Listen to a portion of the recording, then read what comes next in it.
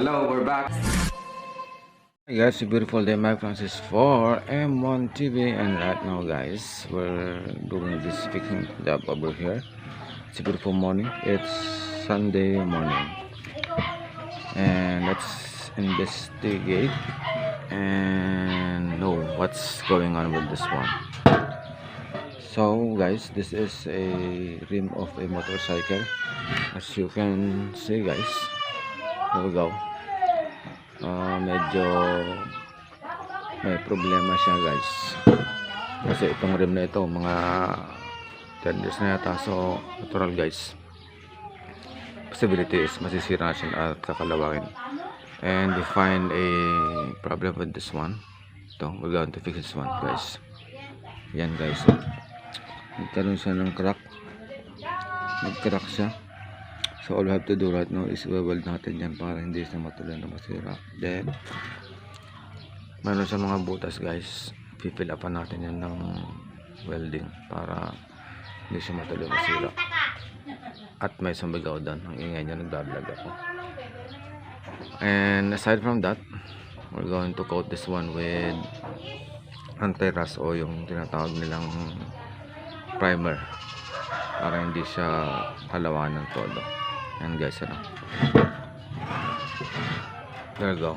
Merong mga butas dyan, i-fill upan natin yan ng masilya para maging maayos siya at hindi tumulang pagkasira.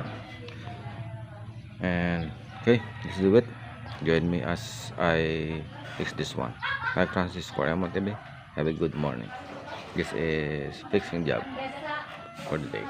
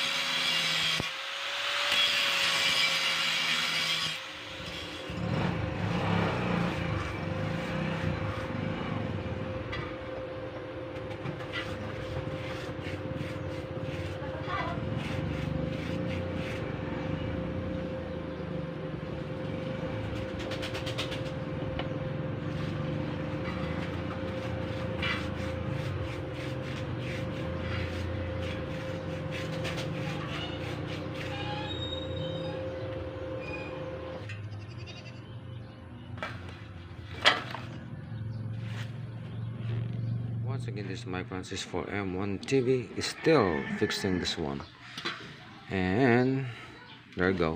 We finally finished our fixing job. There you go. Winalding natin yan guys para hindi siya tuloy mag-crack, at we put some anti-rust na pintura over here. This is a primer for rust proof. Babalik natin tong gulong guys, kapalit tayo ng panibago kasi medyo luma na tong dati. And this is Mike Francis saying goodbye for now, so I'll be back for more of my videos later on. So have a good day. Fixing job done.